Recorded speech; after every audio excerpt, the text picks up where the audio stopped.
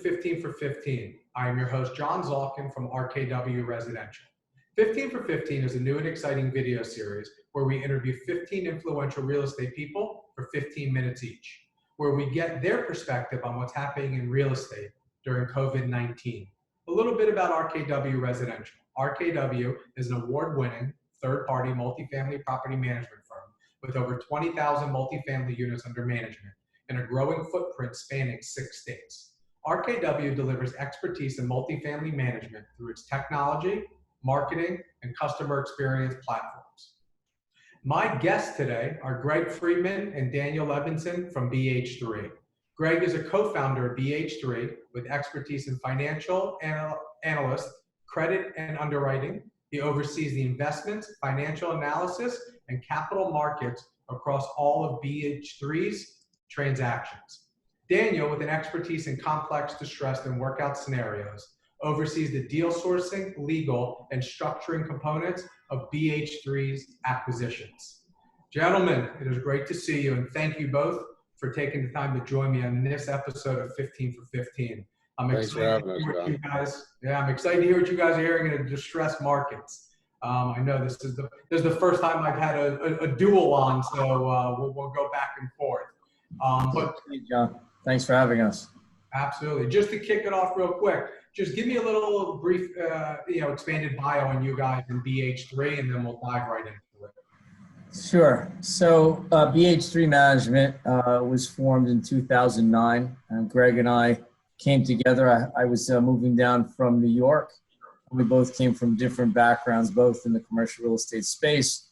I practiced commercial real estate law in Manhattan for north of a decade, and Greg being in financial services, financial originations, mortgages. We partnered up, and that was the financial crisis of '08, which at the time seemed like one of the biggest crises we would ever see in our lifetime. Of course, what we're experiencing today is making that seem almost insignificant or potentially so.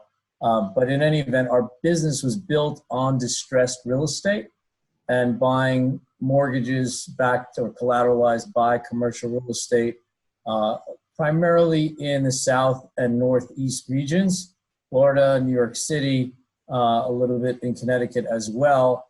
And the collateral varied, but in South Florida in particular, well known for having taken over a host of high-end luxury condominium projects at various stages of completion, recapturing them, and then over time, completing construction, eventually morphing into other areas of expertise and growing the team and skill set with emphasis on marketing, sales, ultimately recapturing land and doing land entitlements, and ultimately, and most recently, ground up development.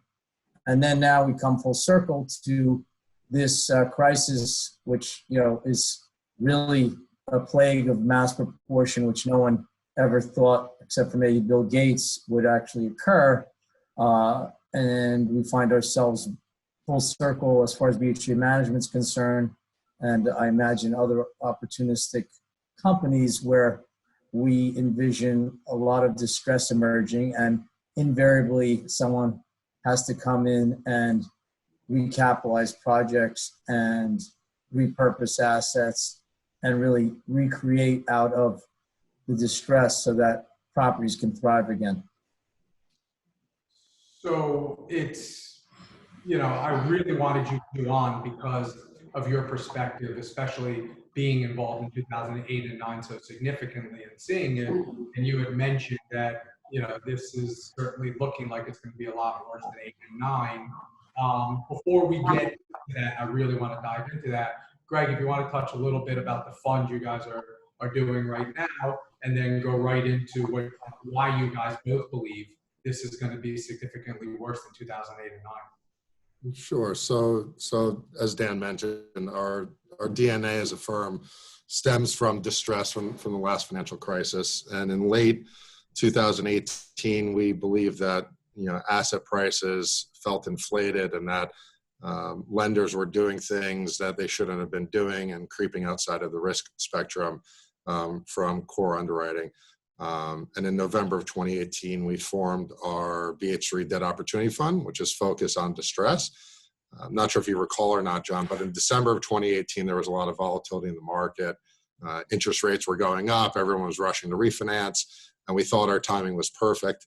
In hindsight, we were early because, as everyone knows, 2019 was basically a full year of continued bull market activity. We were fortunate enough to acquire one big non-performing loan acquisition in Manhattan in July of last year, which is a $200 million acquisition on a condo construction loan on a super tall high-rise in the financial district. We were fortunate enough to have sold that in February of this year, just prior to this coronavirus.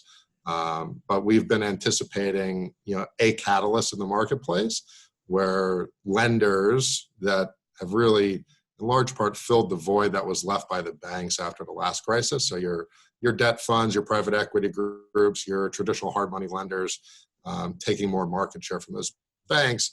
We've believed for quite some time that there will be pressure points applied to them, both on the borrower and asset level and from their credit providers, as many of them have leveraged their own positions. So our fund was, again, earmarked and dedicated starting end of 2018. We've been waiting for a catalyst on a human level. Again, as Dan mentioned, no one wanted this to be the catalyst in terms of the amount of people that it's affecting. But nonetheless, it is creating turmoil in the markets as displayed in the public markets already.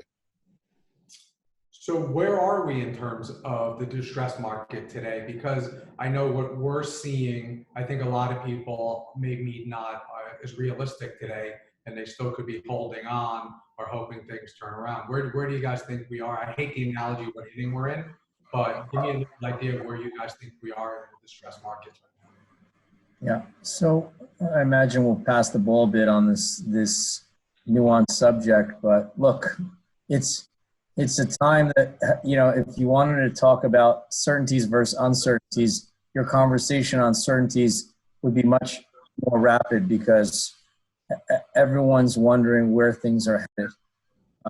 Everyone looks to the public markets because that's the greatest indicator and the most eased reference point. But when it comes to hard assets, it takes more time to travel through the system. At the most basic level, what April rent collections look like. Every landlord is wondering. Everyone is pontificating and using historical data to try and figure out where things are going. Where is residential income going to end up in April and May and beyond? Where's retail rent when stores are shuttered and entire communities, the entire country is essentially on lockdown. The entire globe is essentially, in one respect or another, on lockdown. And then that travels throughout the asset sectors, hospitality, and just about everything. There are exceptions to all of the so-called rules, but the big driver of the day is uncertainty. And I think it would be, arrogant to predict as far as, or to say what it is today. I think we all know that there's a lot of pain. Obviously, the ease of reference is the MBS markets and the drivers that are pushing various credit sources to provide liquidity to themselves so that they can survive and come out on the other end. Because if you're not here on the other end, well, you can't thrive on the other end. And so we're seeing it in the credit markets. There's seizing of credit lines, and there are margin calls taking place, and those are affecting first and foremost the mortgage REITs. And when you look at the trough of credit, you go down to the cleanest water, and you see that there are repo lines and warehouse lines that actually hold collateral, and it's not collateral that they want to necessarily take back. But if you're looking at the safest positions, they're probably in them. And then further down the trough, the water gets dirtier, and some of the credit providers that historically have been putting out money and then taking advantage of the spreads and the leverage are going to feel more pain as, quote unquote, mark to market gets more and more challenged. What actually is the collateral? What is the current LTV? But we're seeing it happen live on the public side. And I imagine Greg will have more to say on that subject as well. But on the hard asset side, it's still too early to tell. It's just anticipations, it's experience, it's seasoning. We've done this for north of a decade. There are other peers of ours that we respect greatly that have done this and seen multiple cycles, whether it was the RTC days in 91, the 2008, which we've already spoken about. All of these are reminiscent because in my mind, it's a similar occurrence with a different face, meaning crisis is crisis. There's typically over-exaggeration, and then you're parsing back and figuring out what exactly is going on here and how deeply will the impact be and for how long, what period of time. And since we don't know the medical side of it, I haven't heard anyone articulate with certainty like this is the end. They're making analogies to Europe and what's happening there, but we really don't know yet.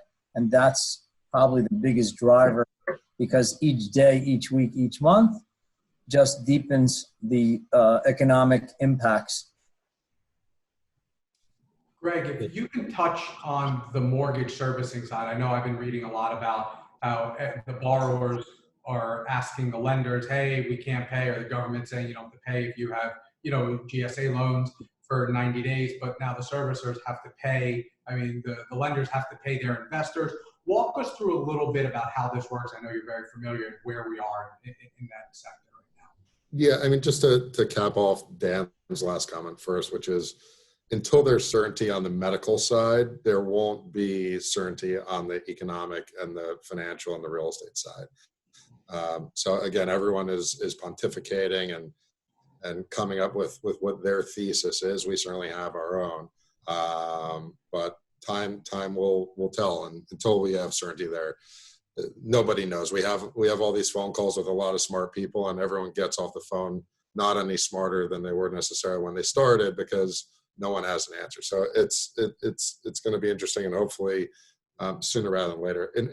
In that same vein, though, what we're seeing in response to your question is in the public markets, it's anticipatory breaches already, meaning everyone knows that the hotels aren't filled with heads and beds, and that people aren't shopping and people aren't eating in the restaurants. But we have to remind ourselves that this started very recently, and nothing is really non-performing yet. We all know it's going to be non-performing.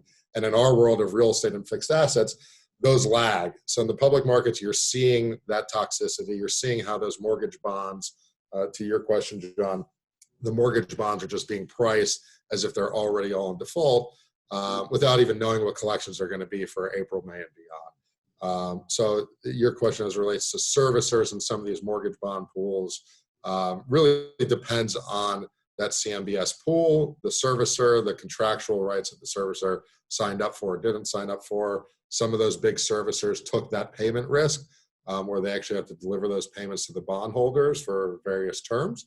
Others did not. So that's kind of a case-by-case basis. But some of those big national servicers are certainly going to feel some of the impact from that. But there's still a lot of balls up in the air in terms of where the Fed's injection of liquidity is applicable and not applicable. And that thought process is going to continue to evolve as they're already writing stimulus number 3 and thinking about number 4 as well.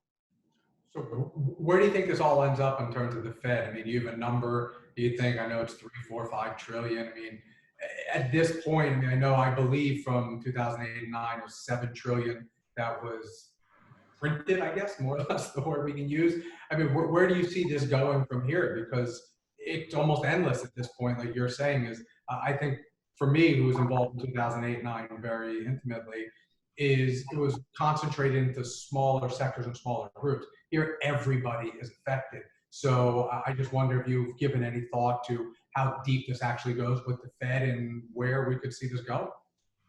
Yeah, so I'll take a crack and Dan will add to it.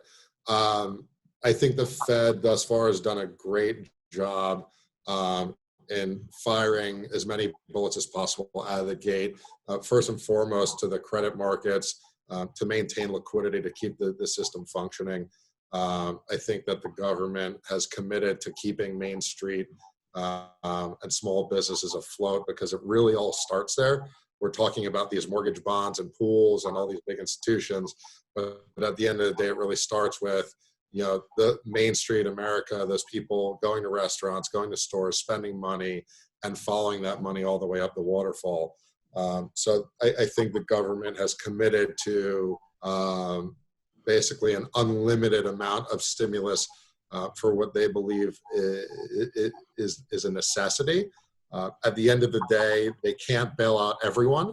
And unfortunately, the timing of that stimulus for many small businesses will not arrive in time. So in our opinion, whatever the back end of this thing looks like and how fast we recover from it, there's a lot of people that are not coming back from this. There's a lot of businesses that are not coming back from this. The question of how deep that runs, again, goes back to how quickly we actually return back to work. Okay. Daniel, you want to take a crack at that, or you want to wrap it up? I think that was well put. I would just add that I think, from all this, there's really some deep thinking that can take place in the context of this from 30,000 feet, because this is such a unique time in history, tragic as it may be. I was thinking about this weekend that basically, we are all on a planetary level. We're 7.5 billion people roughly on the planet. There's no other time in history I can think of where everyone is actually thinking about the identical thing. There are people that always stand on a soapbox. This is my religion. This is where I am. Right, left. This is my business. This is my sector. Today, everyone's thinking about the same thing with, and I say that because we're all in a place where we have the opportunity to kind of flip that and look for the silver lining and, provide something impactful. And so in connection with that thought and tied back to your Fed question is, I think there's going to be significant transfers of wealth here for people that are paying attention and really thinking about it. I think people will be knocked off their purchase to one degree or another. And then it's a matter of what they do with that, whether it's a small business owner who comes back, whether it's a restaurant owner who says, hey, you know what, all these restaurants are now out of business. As Greg said, the liquidity won't come fast enough for them to survive because a lot of them are just making it to the next month. My understanding from people in that F&B space was already they were crimped by new legislation, for instance, in New York, where it was very expensive to house a full staff in a restaurant, as it were. So what will happen is people who capitalize on that and say, hey, here's a restaurant I can walk in with nominal dollars and take over and create something new. So there'll be a new opportunity set for everyone who's paying attention. As far as how much liquidity they provide, my belief, on a very rudimentary basis, I'm not an economist, but I don't think that stimulus solves all problems. So yes, as Greg said, they acted quickly and are acting with expedition, and that's great. But I don't think it solves all problems. You don't just turn businesses back on. And we're real estate investors and developers, and we're eternal optimists. But at the end of the day, there's going to be a lot of carnage. Yeah, interesting, just to touch real quick, and then we'll go off to the lightning round. You were talking about how everyone's thinking about the same thing. I was saying it the other day, that's the first time that everybody on the planet is facing the same problem. Wars are usually split between their own thing. 9/11 was more of an American problem, and all the different things we've been through throughout history of time has usually been different pockets of the world or things. Right. This is the first time, like you said, that every country everywhere in the world is fighting the same fight. So it's fascinating because I had some people on before on the podcast who have investors from Israel, from other places in the world, and he was talking to the investors, and it's not like it was hard to explain what America's going through right now because they're all going through it. Hopefully some good comes from that on the back end of this. Cohesiveness around the world, and people, will all come together. So with that said, I'm going to do my first dual lightning round. I'm going to ask you guys can each quickly answer yes or no each other. It's over-unders, yes or no. So let's hit the lightning round. Does the 10-year close over under 1% at the end of this year? Next time you're on an airplane, over under 90 days? Over. Next time you attend a networking event, over under 90 days. Over. Next lunch or dinner at a restaurant with a client, over under 90 days. Under. Oh, optimism. Is the election suspended, yes or no? No. No. Will Trump win or lose? Win. Win. Does the stock market end over under 20,000 at the end of the year? Under. Does the U.S. COVID infection rate go over under 500,000 in the U.S.? Sorry, 500,000? Yeah, 500,000. We're going to have to change this soon. It's getting close. Over. And last but not least, do you think you will be on a vacation in the next 6 months? Yes. Yes. If nothing else, just to give my wife a break. Right. I think they all need a break from us. Guys, I really want to thank you for joining me in this episode. This was awesome, and I really appreciate all your insight into this one. Thank you so much, Tom. Thank you so much. Really I appreciate the invitation. Absolutely. Everyone, we hope you all stay safe and practice social distancing, and make sure to wash your hands. If you have any questions or would like to find this video, please visit rkwresidential.com.